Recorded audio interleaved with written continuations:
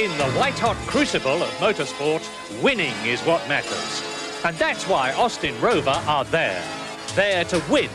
To prove in open competition, where there are no excuses for failure, that production-based Austin Rover cars have got what it takes to prove that they are the best. Able to overcome the rigours of international saloon car racing against the finest in the world and come out on top.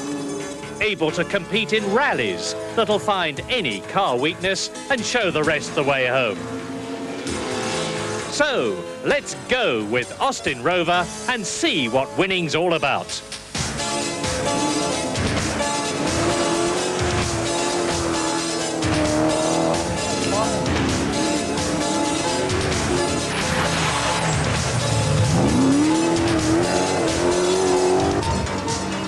The 1985 British Open Rally Championship. England, Scotland, Ireland, Wales and the Isle of Man. Glory year for the big, brutal 300 horsepower Rover V8. And for Britain's top international rally pairing, driver Tony Pond and co-driver Rob Arthur. Victory in 4 of the 6 events and a crushing class championship. This is the way to go.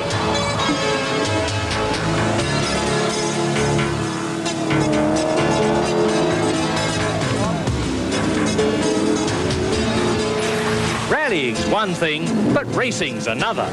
But just as tough on man, machine and mechanic.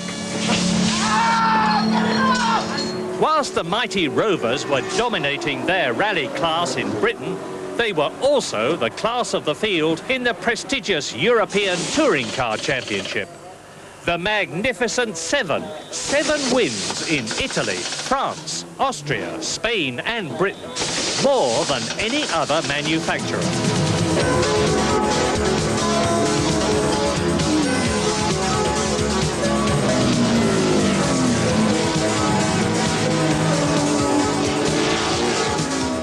A magnificent start to the year at Monza, where the Italian crowd really appreciate a good car.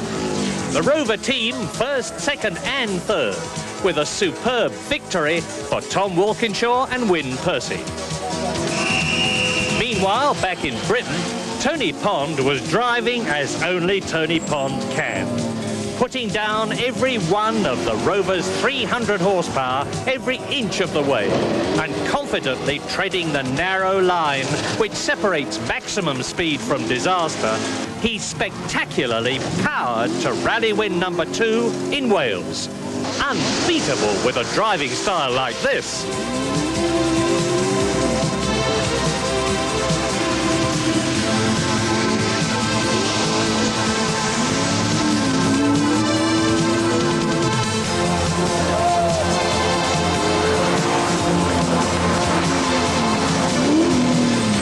A style which meant no hesitation in taking the shorter route if necessary. Welcome to Donington and another Rover Tour de Force.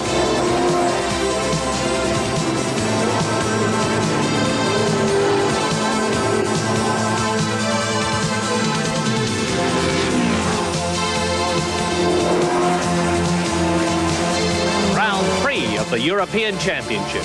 The 3rd successive Rover win, with the Rover team 1st, 2nd and 3rd yet again.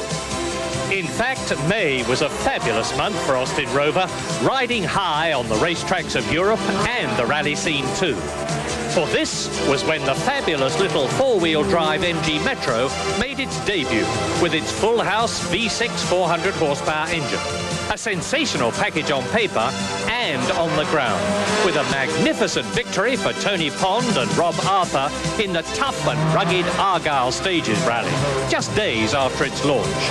To prove that once again, Britain had a rally car more than fit to challenge its international rivals for World Championship honours.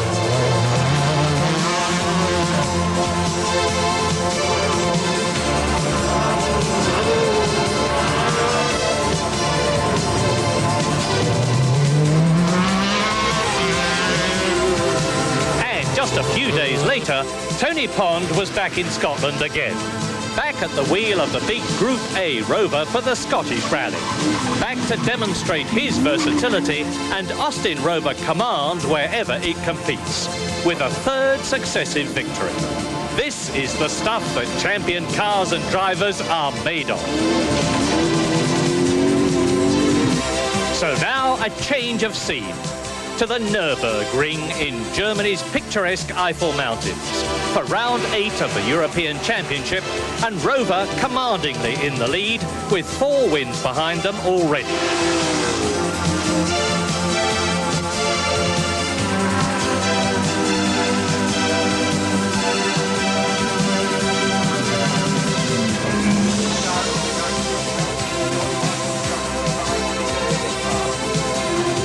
Out of the pit lane, back into the race. Glorious sunshine, spirits are high, Rover is on its way.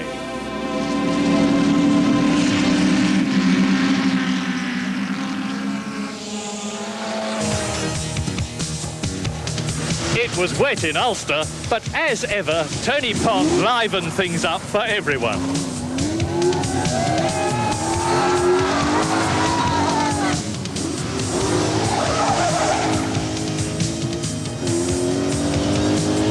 On roads that were sometimes so narrow that it looked difficult to fit the big Rover between the banks, Pond, as ever, didn't put a wheel wrong. No one could live with the Rover, Pond and Arthur combination. Result? Win number 4, the 4th successive win, and the British Open Rally Class Championship in the bag. A great rally year for Rover. So on to Belgium in July, with Rover's 1st and 2nd on the grid for the Spa 24-hour race, the toughest and most grueling touring car event of them all. On a fantastic circuit with twists and turns, rises and falls on public roads in the beautiful Ardennes countryside. And as ever, the Rovers were there up front. Just watch the red and white go.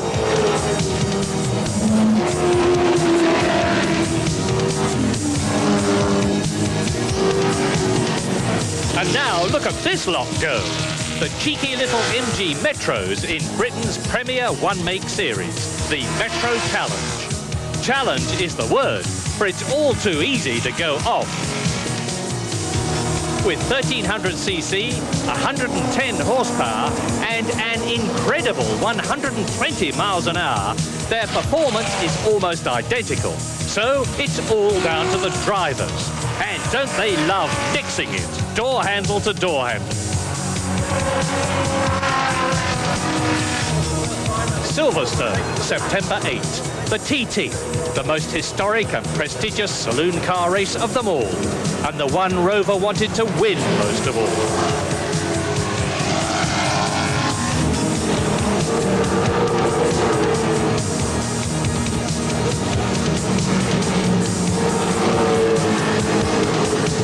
So now, ride with Rover team driver Jeff Allen. Feel those 300 mighty horsepower. Thrill to 160 miles an hour down the Hangar Straight and marvel at how Jeff does it.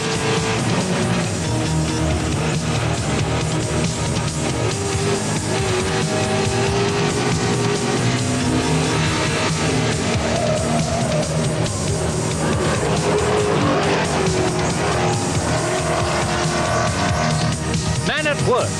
Champion saloon car driver Steve Soper. He's got it all together. But off goes Andy Rouse.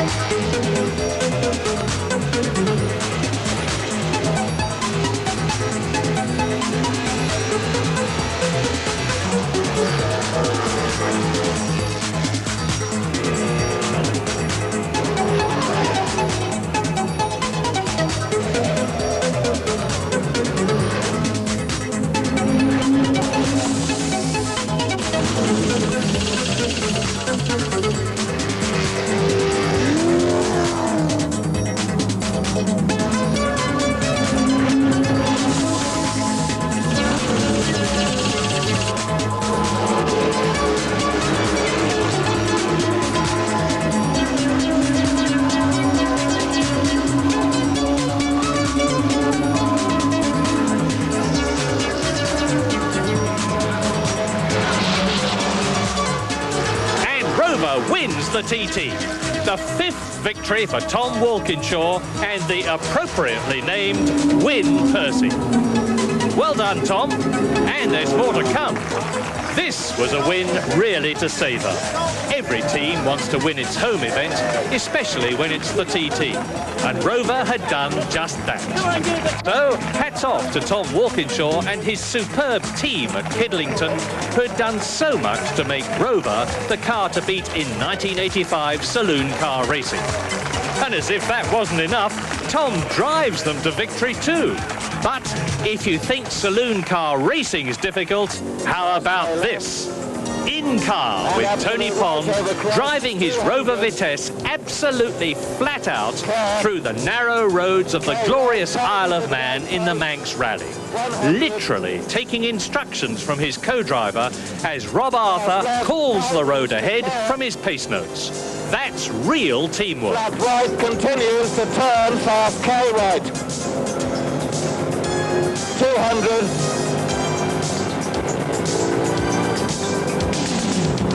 Crest 200. Flat left to long flat right. Tightens to fast right maybe at side. 70. Long flat left. Gate. Continues over crest to long flat right over kink. Tightens, keep out. 150. Crest 100. Crest and crest to long K left.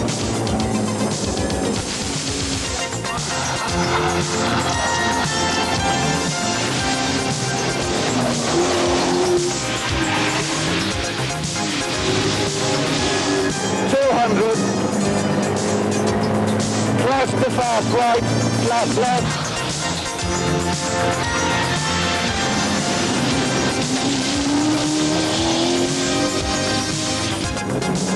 50-70. Crest keep left to turn slippy K right over crest, gravel.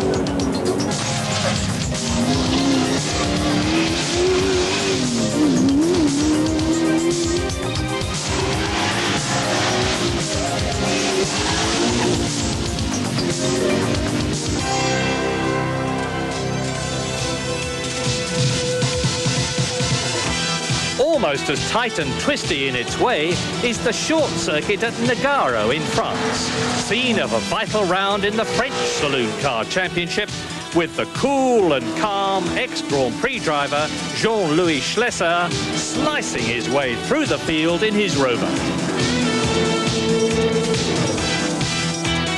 Slicing his way through to become a very worthy champion of France in 1985 and to notch up yet another success for Rover. But that was only a preliminary in a day that Rover will long remember. For next came round 11 in the European Championship. A round in which Rover didn't just dominate their worthy opponents, they absolutely overwhelmed them with yet another first, second and third.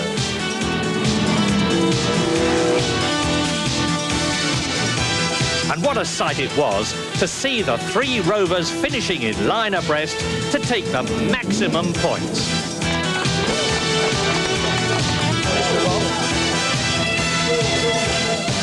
But in spite of all Austin Rover's race and rally success, the acid test of 1985 was this, the RAC Rally, the international debut of the MG Metro 6R4, on which so much time and effort had been spent. And how magnificently Tony Pond and the little MG Metro rose to the challenge, fighting every inch of the way in the constant glare of maximum publicity, and where above everything else finishing mattered most, they did just that, in a superb third place, having put up fastest time in stage after stage. The Metro had truly arrived. 1985 was indeed a year of achievement for Austin Rover, proving by success at home and abroad that they have the designers, the technicians, the ability and the know-how to get the job done better.